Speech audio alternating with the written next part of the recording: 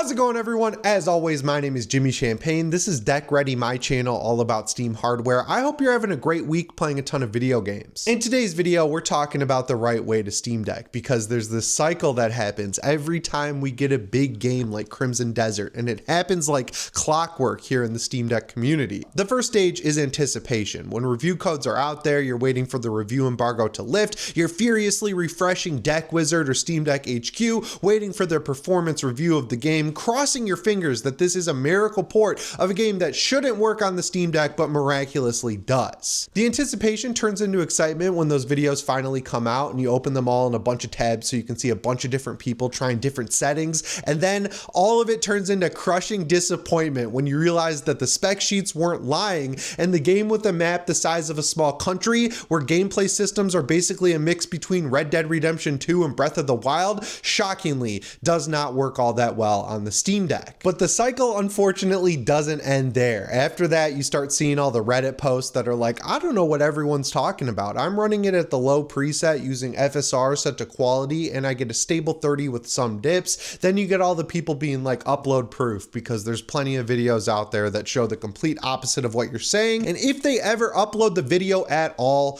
it betrays everything they were saying. And you're like, are you like, can you see? Do we have the same eyes? Do we have the same brain? Like, are we registering information the same way? Because that is not a stable 30 with some dips. It is nowhere close to that. Then the copium ball just keeps rolling. You know, you get the I tweaks that turn off a bunch of features in the engine and just remove a bunch of effects and set the settings lower than low. You get the Eclipse mods that start dropping and no one really knows what they do to get better performance because you have to get them from Russian Telegram channels. Then the copium kind of peaks when people are like, oh yeah, I got it to a stable 30. All I had to do was turn off the shadows, turn off any ambient occlusion, turn off any anti-aliasing, remove all the grass, remove all the music, and run it at 480p. And after doing all that, it runs at a solid 30 FPS. And at that point, the copium is truly set in and it turns into desperation. So you put in all the work, you download the DLLs, you inject FSR4, you turn off all the settings, and what you're presented with is such an ugly blob of a mess that's so far removed from what the developers intended the game to look and play like that it's just a bummer. It makes you sad that you spent all this time trying to get a game that cost $70 up and running on the Steam Deck, finally did it, and we're presented with something that's so far removed from what it's supposed to be that it doesn't even feel like the same game. Number one, I'm not making fun of anyone who does this. I've done it multiple times. The cycle is actually just what I've done in the past. And number two, it's kind of algorithms taking over your wants and needs, because if you start searching for Crimson Desert, they're going to keep putting Crimson Desert in front of you, and it's just going to increase that FOMO pit in your heart that makes you want to experience the same game as everyone else. But because you love the Steam Deck, you want the perfect scenario where you can get that experience that they're having on a handheld. So after 4 years of going through this cycle, wanting the Steam Deck to punch above its weight and really be an everything device, I kind of took a step back and realized that the Steam Deck works best when you work with it and keep your expectations in check, instead of going through all this work to push it past its absolute limits. And once that switch flipped in my head and I started working with the Steam Deck instead of against it,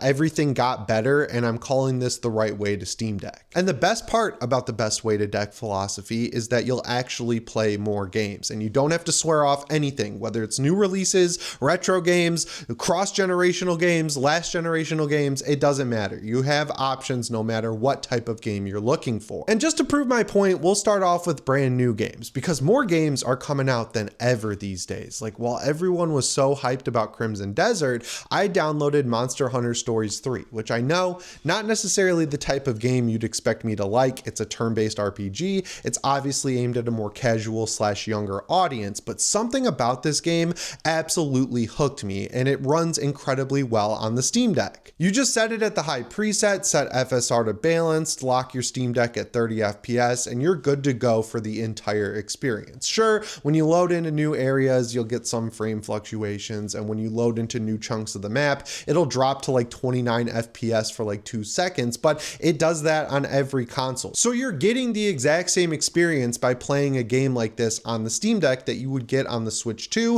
a PS5, or a big beefy gaming PC. And because it's trying to be a Pokemon game with Monster Hunter monsters, it kind of feels like it's made to be played on a handheld, which honestly makes it feel like a game that was made for Steam Deck. The cel-shaded graphics pop perfectly on a Steam Deck OLED screen. The open areas feel amazing and super handcrafted. It doesn't feel procedural at all, and figuring out what monster spawns where so you can go steal their eggs and grow one of your own, it's awesome. It's really cool if you grew up with Pokemon and fell out of it because that series refused to age with you. This feels like it's stepping in to be the adult Pokemon you always wanted. And even though Unreal Engine 5 traditionally has problems on the Steam Deck and PCs and the PS5 and the Switch 2, when developers take the time to optimize their game, you get good results. Like Screamer, that game is in early advanced access, like not early access, but if you pay $70 for the deluxe edition, you can play it right now. It runs flawlessly on the Steam Deck. If you drop it to low, set FSR 4, which it comes pre-installed with, to quality or balanced, you're getting basically a locked 60 FPS, but you could also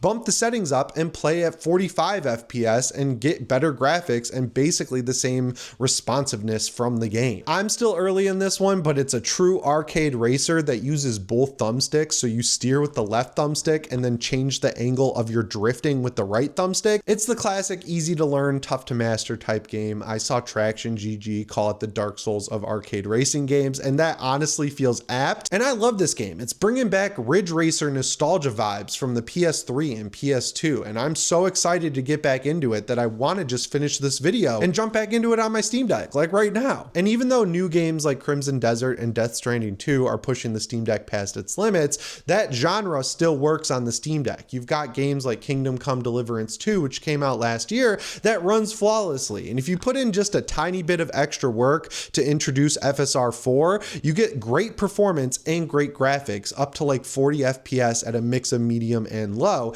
and you get a good open world experience in a brand new game. When it comes to brand new games, it reminds me of this quote that Ryan Gosling had about the new Project Hail Mary movie. Someone asked him why movie theaters are failing, and he said it's not on the audience to show up and save movie theaters. It's on people like him to make things that are worth going to the movie theater for. And when it comes to new games on the Steam Deck, that rings so true. It's not on us to support every AAA game that comes out, even if they aren't optimized or don't run well. We don't have to give developers grace on that. We should show up for the games that are optimized, finished, and justify their asking price. And it turns out that when the developers do that, those games are perfect on the Steam Deck. So when you're looking at brand new games, realign your sights from hype to fun, and I promise you'll have a lot better time using your Steam Deck. And if you want more Steam Deck game recommendations like this from someone who spends a lot of time playing on the Steam Deck, subscribe and set your notifications to all. But if you're looking for that sweet spot of zero frills, just boot the game up, get into it, and have a great experience, what you should be looking for are games from the PS4 generation or games that are cross-gen between PS4 and PS5. The Resident Evil series goes back a lot farther than that generation, but the games that came out during it, like the 2 and 3 remakes and 7 and 8, and even 4 remake to some extent, feel like they're made for the Steam Deck because they basically all offer flawless experiences out of the box. And while Monster Hunter Wilds is a complete mess on every platform it's available on, the older games in the series still have massive player bases and are totally worth playing. Like Monster Hunter World, I think it has like 12,000 people a day playing it on Steam, and Monster Hunter Rise has like 10 to 11,000 people. So I know it feels weird playing an older game in a series when a new one is available, but that game isn't finished and not that many more people are playing it than World or Rise. And Rise was made for the Switch, so it feels like it was tailor-made for the Steam Deck. I love that game. It is so much fun. And if fast-paced character action hack and slashes are your thing, you've got tons of options. I know Ninja Gaiden 4 runs pretty okay on the Steam Deck, but I'd recommend going back to Devil May Cry 5. It's not really the newest game, but it's also not old. The Devil May Cry HD collection is phenomenal. There's a bunch of old Ninja Gaiden games that work great. And as far as open world zombie games go, I mean, I've recommended Dying Light, the original version, like 100 times on this channel, and there's a reason for that. It's damn good. There's hours of content, and every bit of it looks and runs amazing on the deck. And the following expansion that introduces a Doom buggy with an entire skill tree, I mean, if you're looking for a game that's gonna last you 6 months and run flawlessly out of the box while also just sipping on that battery life, you can't go wrong with Dying Light. While I'm recording this video, the spring sale's going on and it's like $2 right now. That's crazy. The amount of content that's quality content that you get for $2, nuts. Dark Souls 3, Fallout 4, Skyrim. If you look at any game from the last generation, or like I said, cross generation with PS4 and PS5, chances are if it has a decent port, it's going to run well on the Steam Deck. But those games are so old at this point that even if they had rough ports when they came out, they'll still probably run pretty dang well on the deck. And the best example of that is Batman Arkham Knight. That game was a disaster when it came out on PC. Like, they pulled it off of Steam for a little bit while they fixed it, and then when they reintroduced it, it still didn't run all that well. But if you boot it up right now, you can get an excellent experience with Batman Arkham Knight on the deck, and you'll be like, why did this game get so much criticism on PC just like 10 years ago whenever it came out? Games from that era are great because you don't have to compromise at all to get an excellent experience. I mean, the vast majority of them you can completely max out. I remember when Resident Evil 6 came out, people were pissed about the PC port and how poorly it ran. I just played through that entire game from start to finish at 90 FPS at completely maxed out settings. And even though it's not RE Engine, it's MT Framework, they pushed it to its limit, and the Steam Deck doesn't even break a sweat when you try to play that game on it. It's like crazy. So if you like AAA games, they're not off the table on the Steam Deck by any means. You just got to turn the clock back a little bit, or look for games from developers who actually do their jobs and finish their stuff before they release it. But would you believe me if I said there was an even better type of game to play on the Steam Deck? Yeah, you probably would, because you're sitting there like, he didn't say indie games yet. Indie games feel like what the Steam Deck was originally made for. I mean, you could play games that are over 10 years old like Terraria and get an excellent experience. You can play games that are newer than that like Dead Cells and get a 10 out of 10 experience. You can play brand new ones like Slay the Spire 2 or Super Woden Rally Edge or Mugenics. You can go a little farther back and play stuff like Ball Pit or Balatro. I mean,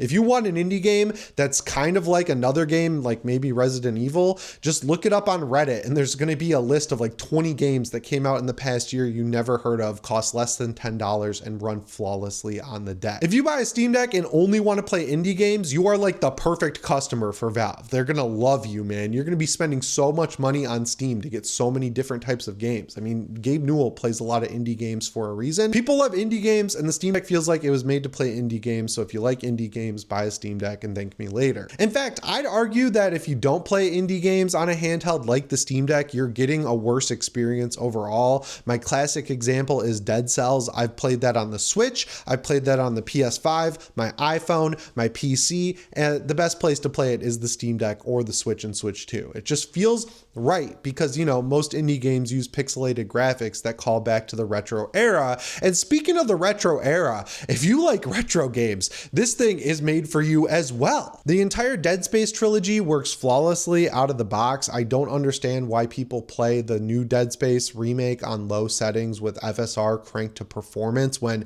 the original version works completely fine and looks amazing. Speaking of remakes, Resident Evil 4's original version with the HD Project mod, which takes 2 seconds to set up, feels like how I remember it looking on the GameCube back in the day. It's my all-time favorite game, and it blew my mind that I could get graphics like that out of the GameCube. I mentioned Fallout 4 and Skyrim. You can play Oblivion, you can play Fallout 3, you can play Fallout New Vegas. Getting mods set up is super easy. If you're a fan of DS or Game Boy Advance games, of course you could emulate them, but you could also get these HD collections that companies like Capcom and Konami are putting out. Like the Castlevania Dominus collection is one of my favorite games on Steam. And my buddies all loved Mega Man Battle Network growing up. The collections of those games are on Steam and they work great. And those are games that are available on Steam, but if you're okay with setting up EmuDeck and getting some ROMs, I mean, limitless potential there. You've got the DS, the 3DS, you've got the Wii U, you've got the GameCube, you've got PS1, 2, PSP. I think you can get PS Vita up and running. I mean,